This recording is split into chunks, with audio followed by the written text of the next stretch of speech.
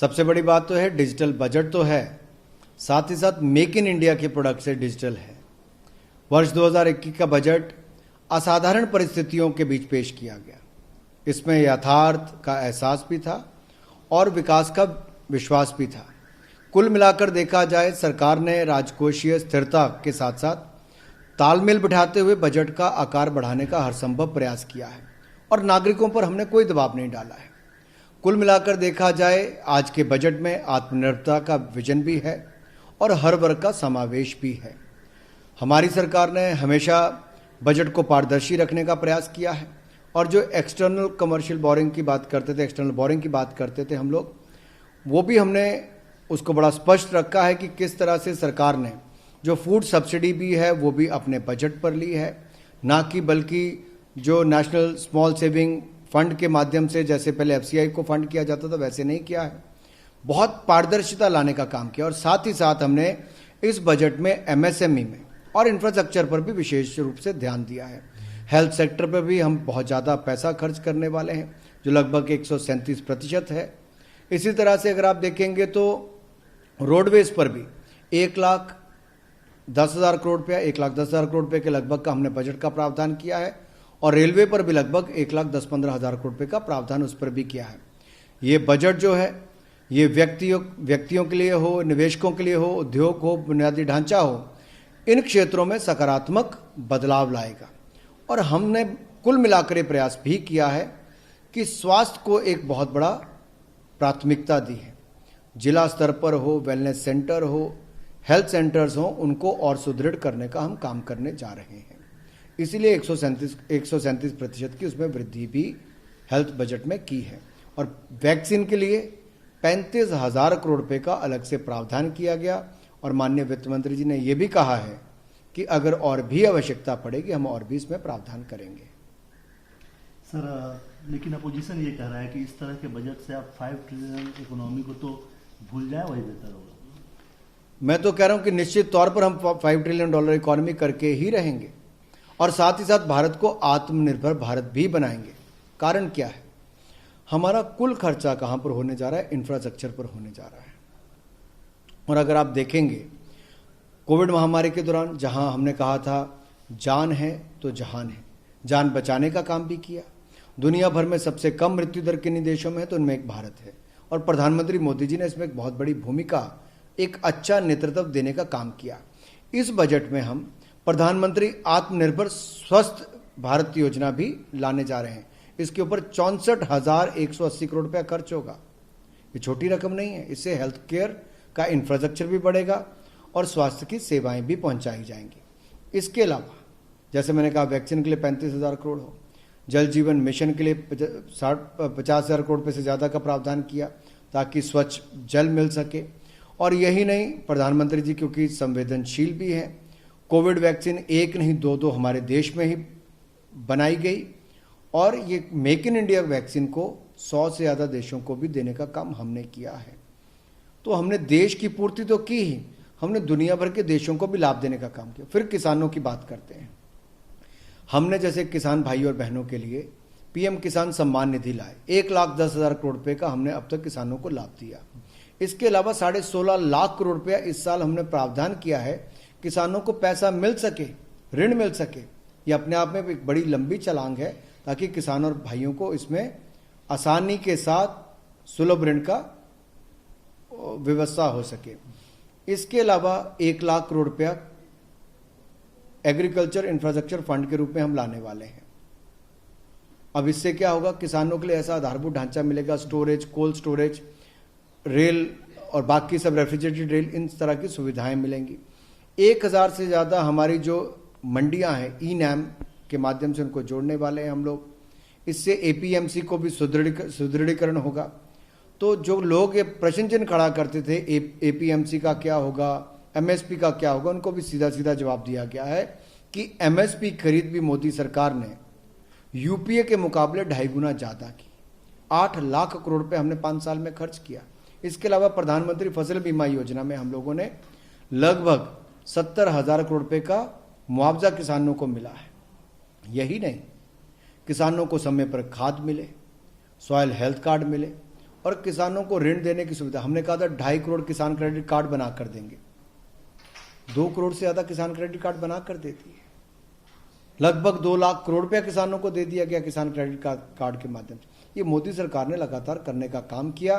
वहीं पर महिलाओं को उज्ज्वला योजना से हमने 8 करोड़ गैस के कनेक्शन दिए थे, अब 1 करोड़ गैस के कनेक्शन और उनको मिलने वाले हैं। लेकिन जो आपका मूल प्रश्न था कि $5 ट्रिलियन कैसे होगा, तो मैं एक बात स्पष्ट कर दूं, प्रोडक्शन लिंक इंसेंटिव्स में खर्च किया। इसके अलावा प्रधानमंत्री फसल बीमा योजना में हम लोगों ने लगभग 70,000 करोड़ रुपए का मुआवजा किसानों को मिला है।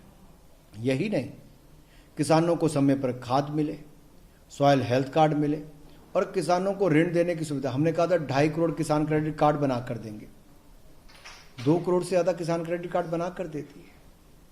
लगभग 2 लाख करोड़ रुपया किसानों को दे दिया गया किसान क्रेडिट कार्ड के माध्यम से। ये मोदी सरकार ने लगातार करने का काम किया। वहीं पर महिलाओं को उज्ज्वला योजना से हमने 8 करोड़ गैस के कनेक्शन दिए थे, अब 1 करोड़ गैस के कनेक्शन और उनको मिलने वाले हैं। लेकिन जो आपका मूल प्रश्न था कि $5 ट्रिलियन कैसे होगा, तो मैं एक बात स्पष्ट कर दूं, प्रोडक्शन लिंक इंसेंटिव स्कीम में जो लगभग 2 लाख करोड़ रुपए का प्रावधान अगले 5 साल के लिए किया गया है, उससे क्या होगा, देश में मैन्युफैक्चरिंग बढ़ेगी, एक्सपोर्ट बढ़ेगा, अर्थव्यवस्था को ताकत मिलेगी। हमारा FDI लगातार बढ़ा है। महामारी के समय भी 8 महीनों में रिकॉर्ड FDI आया है। इससे पता चलता है भारत में लोग निवेश करना चाहते हैं। बैंकों को मजबूत करने के लिए 20,000 करोड़ रुपए हम बैंकों के लिए दे रहे हैं। क्या दे रहे हैं? उनका अगर कैपिटल इन्फ्यूजन करना होगा तो वो भी देंगे। डेवलपमेंट फाइनेंस इंस्टीट्यूशन देना होगा DFI, तो हम वो भी बनाने जा रहे हैं। उससे लगभग 5 लाख करोड़ रुपए की लेंडिंग या आप पैसा दे सकते हो। तो किसको लाभ मिलेगा? जो लोग बड़े बड़े प्रोजेक्ट कर रहे हैं उनको लंबे समय तक पैसा उसके लिए मिलेगा। ये सारी चीज़ें मदद करेंगी भारत को $5 ट्रिलियन इकॉनमी बनाने के लिए। सर, आपने किसानों की बात की, लेकिन किसान तो आंदोलन पे हैं। वो कह रहे हैं कि आज के बजट से उन्हें कुछ मिला नहीं, उन्हें कुछ उम्मीद थी कि उनके लिए कुछ मिलेगा। आपने कहा वो 1 कॉल की दूरी पे भी है, लेकिन वो नंबर उनको नहीं पता। देखिए, किसानों के साथ 11 राउंड वार्ता हुई, जो फॉर्मल बैठकें थी, इसके अलावा बाकी बैठकें भी हुई हैं। लगातार हमारी सरकार के कृषि मंत्री उनसे मिलते रहे, पार्टी के वरिष्ठ नेता और सरकार के वरिष्ठ मंत्री किसान नेताओं से मिलते रहे। मोदी सरकार तो पहले दिन से ही किसान हितैषी है। इसीलिए हमने, अगर आप देखेंगे तो गेहूं की खरीद 73% ज़्यादा बढ़ी, धान की खरीद 114% ज़्यादा बढ़ी और उनको जो कांग्रेस के समय 3,75,000 करोड़ रुपया का MSP खरीद हुई, हमने 8 लाख करोड़ रुपये की खरीद की। 43% हमने गेहूं धान की मूल्य बढ़ाया, 65% से 70% हमने दलहन तिलहन के मूल्य बढ़ाए। और मैडम ने जो आंकड़े भी दिए वित्त मंत्री ने, वो भी स्पष्ट तौर पर दिखाते हैं कि जहां कांग्रेस के टाइम पे दलहन के लिए अगर 263 करोड़ रुपये मिला तो अब 8,000 करोड़ रुपये मिला है। तो कैसे? 2013-14 में 263 करोड़ दिया, हमने 8,000 करोड़ दिया पिछले साल। ये अपने आप दिखाता है कि मोदी सरकार ने किसानों के लिए लगातार ज़्यादा ही किया है, आगे भी ज़्यादा करेंगे और किसानों की आय को दुगना भी करेंगे। और इसमें भी हम एग्रीकल्चर सेस, जो इंफ्रास्ट्रक्चर सेस लगाने जा रहे हैं, वो किस लिए? उससे किसी के ऊपर बोझ नहीं पड़ेगा, लेकिन किसानों के लिए एक ऐसी राशि खड़ी होगी जिससे उनके लिए आधारभूत ढांचा कृषि के क्षेत्र में बनाकर दिया जा सके। पेट्रोल डीजल में जो बढ़ा है उसकी बात आप कर रहे हैं, पेट्रोल डीजल में भी कुछ नहीं। देखिए, हमने कुछ आइटम्स हैं जिन पे कस्टम्स ड्यूटी पे फर्क डाला है। कहीं पर एक्साइज की बात आती थी तो उसमें पेट्रोलियम प्रोडक्ट्स भी आते हैं, लेकिन 1 रुपया भी पेट्रोल और डीजल के दाम इससे नहीं बढ़ेंगे, क्योंकि इससे किसी भी कंज्यूमर पर कोई 1 रुपये का दबाव भी नहीं पड़ेगा। ये जो किसी ने भ्रम फैलाने का प्रयास किया कि पेट्रोल डीजल के दाम बढ़ेंगे, बिल्कुल भी नहीं बढ़ेंगे। कुल मिलाकर ड्यूटी स्ट्रक्चर उतना ही रहेगा, सेस को मिलाकर भी कम ही हो सकता है, बढ़ेगा नहीं। एम्प्लॉयमेंट जनरेशन को लेकर एक सवाल है सर, लगातार अपोजिशन की तरफ से भी है और लगातार ये सवाल भी उठता रहा है, कई जगह इसको लेकर विरोध भी हो कि एम्प्लॉयमेंट कम है। इस बजट में एक उम्मीद थी कि कुछ ज़्यादा हुआ, क्या कहीं कोई रास्ता है इस बजट में जिससे एम्प्लॉयमेंट जनरेशन? देखिए, जब कृषि पर इतना पैसा खर्च होगा, प्रोडक्शन लिंक इंसेंटिव स्कीम्स के माध्यम से इतना पैसा खर्च होगा और जब आधारभूत ढांचे पर इतना निवेश होगा और आपका खर्चा पहले से ज़्यादा बढ़ेगा तो रोजगार तो बढ़ेगा ही। और जब सरकार कुछ भी खर्च करती है, जितना भी खर्च करती है, उसका 2.5 टाइम्स मल्टीप्लायर इफेक्ट होता है, यानी कि 2.5 गुना ज़्यादा उसका आपको मल्टीप्लायर इफेक्ट ज़मीन पर देखने को मिलेगा। अगर सरकार अपना निवेश बढ़ा रही है तो इसका मतलब उसके कई गुना ज़्यादा खर्चा जब होगा तो उतनी ही संभावनाएं और रोजगार की बढ़ेंगी। जैसे टेक्सटाइल के 7 पार्क बनेंगे, अब टेक्सटाइल के जब 7 पार्क बनेंगे और बड़े बड़े बनेंगे, बड़ी बड़ी कंपनीज उसमें आएंगे तो रोजगार ज़्यादा मिलेगा, कम नहीं होगा, बढ़ेगा। सर एक बात और थी डायरेक्ट कैश की, जो अपोजिशन की तरफ से लगातार कहा जा रहा था कि चूंकि इकोनॉमी में सर्कुलेशन तभी आएगा जब लोगों के जेब में पैसे होंगे। पैंडेमिक पीरियड में बहुत सारे नौकरी गए हैं, लोगों ने कम खर्च करना शुरू किया, तो इसको लेकर सवाल अभी भी है कि इसमें बहुत कुछ खास रहा नहीं सर। हमने महामारी के समय भी धन का कोई अभाव नहीं रखा। प्रधानमंत्री गरीब कल्याण योजना में 30 करोड़ से ज़्यादा महिलाओं को 31,000 करोड़ रुपया सीधा कैश के रूप में दिया गया। 3 करोड़ वृद्ध विधवा दिव्यांग को 3,000 करोड़ रुपया दिया गया। 9 करोड़ किसानों को 18,000 करोड़ रुपये की एक किश्त दी गई। पिछले 9 महीनों में 3 किश्तें हम दे चुके हैं। 1,10,000 करोड़ रुपया किसानों को हमने अलग से दिया। इसके अलावा EPFO में 6,750 करोड़ रुपया हमने 12% जो एम्प्लॉयर का और 12% एम्प्लॉय का वो शेयर भी हमने दिया। अब भी हम कहते हैं कि अगर आप अपने एम्प्लॉय को वापस बुलाते हो अगले 2 साल तक EPF का पैसा भारत सरकार आपका देगी। तो इसमें तो रोजगार बढ़ेगा ही। हम तो उद्योगों को भी और मजबूत करने जा रहे हैं ताकि आप और करें। दूसरा, इनकम टैक्स की 6 साल तक आपका कोई भी केस खुल सकता था, अब हमने उसको कम करके 3 साल कर दिया है। और ये भी कहा है कि अगर कोई 50 लाख से ज़्यादा का ही केस होगा तब principal chief commissioner of income tax उसकी भी परमिशन से वो अनुमति मिलेगी, तब जाके आप किसी के पिछले खाते खोल सकते हो। इतनी पारदर्शिता किस सरकार में थी? टैक्स टेररिज्म को कम किया गया, हमारी सरकार ने किया। फेसलेस असेसमेंट हम लाए, फेसलेस अपील हम लाए, ये दोनों इनकम टैक्स में किया हमने। इसके अलावा तुरंत कस्टम हम लाए, पेपरलेस हो, कॉन्टैक्टलेस हो, ये सब किसने किया? हमारी सरकार ने किया, ताकि ये जो इंस्पेक्टर राज था उसको कम किया जा सके। अभी भी अगर आप देखेंगे GST में भी हमने कहा है कि आपको जो ऑथेंटिकेट कराना पड़ता था तो अब आपको वो छोटे स्तर के व्यापारी को नहीं करवाना पड़ेगा। इससे क्या होगा, जो उसको बार बार भागना पड़ता था, खर्चा ज़्यादा होता था, एनुअल रिपोर्ट भी देनी पड़ती, उस सबसे उसको मुक्ति भी मिली। वैक्सीन को लेकर सर आप लोगों ने बड़ा अमाउंट रखा है, उसके लिए ये किन के लिए है और कैसे, क्या ये फ्री होगा? इसकी पूरी डिटेल आएगी। जैसे हमने पहले 15,000 करोड़ रुपया कोविड से लड़ने के लिए रखा था, तो उसमें हमने PP किट्स के लिए भी दिया, फिर वेंटिलेटर्स के लिए भी दिया था, दवाइयों के लिए भी दिया था, लोगों के खाने के लिए जो हमारे कोविड वॉरियर्स हैं उनके लिए भी दिया, फिर उनको हमने 50 लाख रुपए तक की इंश्योरेंस देने का काम भी किया था। तो इसी तरह से ये 35,000 करोड़ रुपया वैक्सीन के लिए दिया गया है और इससे देश भर के लोगों को वैक्सीन मिल सके उस दिशा में कदम उठाए जाएंगे। आम आदमी को एक उम्मीद रहती है सर, खासकर मध्यम वर्ग को, कि इनकम टैक्स स्लैब में कुछ बदलाव हो जाएगा, हमें कुछ फायदा मिलेगा। क्या वजह रही इस बार? देखिए, पहले तो सब मीडिया ये कहता था कि कोविड टैक्स लगेगा, कोविड टैक्स नहीं लगा। सबको लगता था जो अमीर हैं या आम आदमी है उसको भी इस बार ज़्यादा टैक्स देना पड़ेगा, क्योंकि सरकार ने पिछले साल कर्जा ज़्यादा लिया, हमने कोई टैक्स भी नहीं बढ़ाया है। हमने आम आदमी पर 1 रुपये का भी टैक्स नहीं बढ़ाया। आम आदमी पर 1 रुपये का भी महंगाई का बोझ नहीं पड़ेगा। आम आदमी के लिए रोजगार बढ़े, संभावनाएं बढ़े, इसके लिए हम आधारभूत ढांचे में और खर्चा करने वाले हैं, इंफ्रास्ट्रक्चर पर खर्च करने वाले हैं, चाहे वो हेल्थ का हो, रेलवे का हो, रोड का हो, यहाँ तक कि 20,000 नई बसें लेने की बात करें तो ऑटोमोबाइल इंडस्ट्री को लाभ मिलेगा। स्क्रैपेज पॉलिसी लाने वाले हैं, इससे किसको लाभ मिलेगा? ऑटोमोबाइल इंडस्ट्री में रोजगार और उत्पन्न होंगे, पुरानी गाड़ियों से आपको छुट्टी मिलेगी, और क्या होगा, आपको नई गाड़ी लेने की सुविधा भी मिलेगी। इससे प्रदूषण भी कम होगा और आपके पास नई गाड़ी भी आएगी। हर तरह की संभावनाओं को यहाँ पर रखा गया है और इसके अलावा भी हमने लगातार अपनी ओर से कोई कसर नहीं छोड़ी, हर क्षेत्र की किसी न किसी तरह से मदद करने का काम किया। जैसे डेवलपमेंट फाइनेंस इंस्टीट्यूशन की बात हो, 20,000 करोड़ रुपये से शुरू करेंगे और 5 लाख करोड़ रुपये तक की वो लेंडिंग कर पाएगा। कुछ मार्केट से वो लोग रेज करेंगे और लॉन्ग टर्म की जो फंडिंग थी उसकी भी जो एक दुविधा होती थी उसको भी दूर किया जाएगा। बैंकों की रिकैपिटलाइजेशन के लिए 20,000 करोड़ रुपया और डाला जाएगा। इस तरह के हमने जल जीवन मिशन में 50,000 करोड़ रुपया खर्च किया जाएगा। ये अपने आप में दिखाता है कि इससे जब जमीन पे इन्वेस्टमेंट होगी, सड़कें बनेगी, रोड बनेंगे, ये रेलवे लाइन बनेगी, जल जीवन मिशन की पानी की पाइपलाइन बिछेगी, स्वास्थ्य केंद्र बनेंगे, तो क्या इससे रोजगार उत्पन्न नहीं होगा?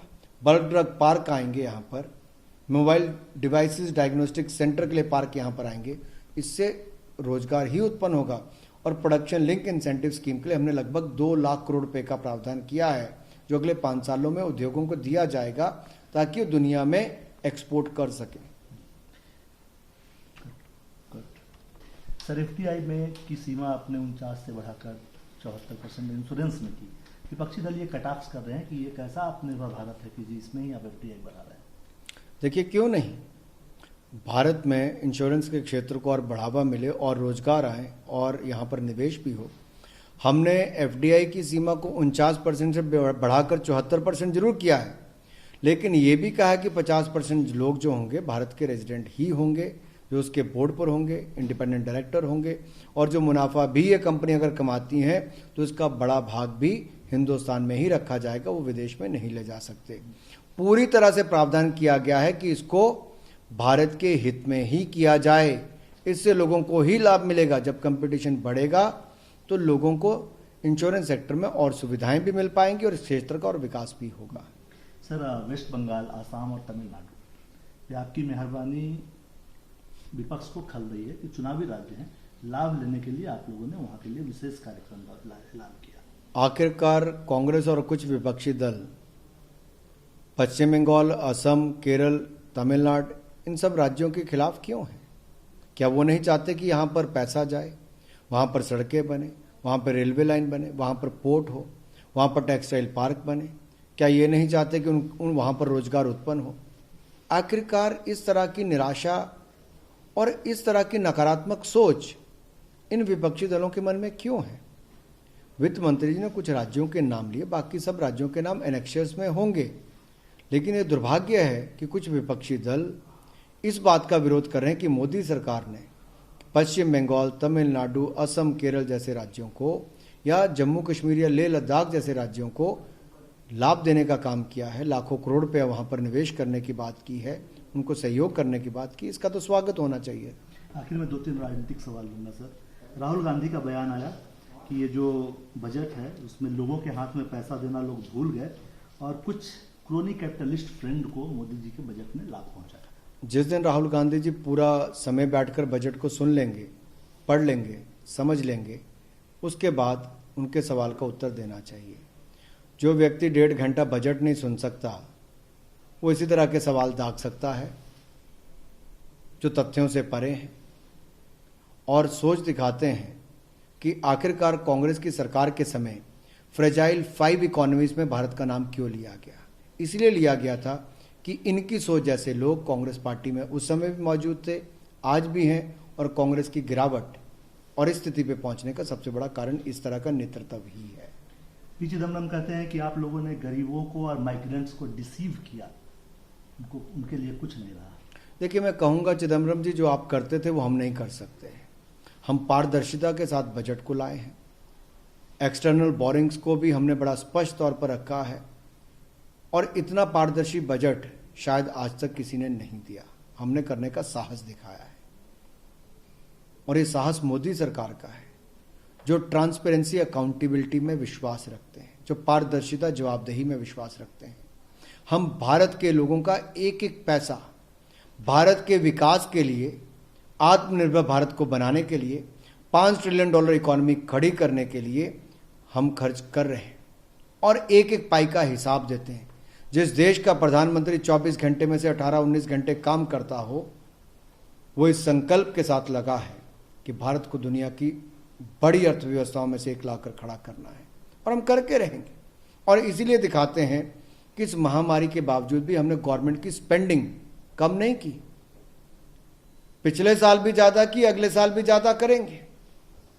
और देश की जनता को विश्वास दिलाना चाहता हूं, भारत सरकार और निवेश करेगी, और रोजगार उत्पन्न होंगे, अर्थव्यवस्था और तेजी के साथ बढ़ेगी।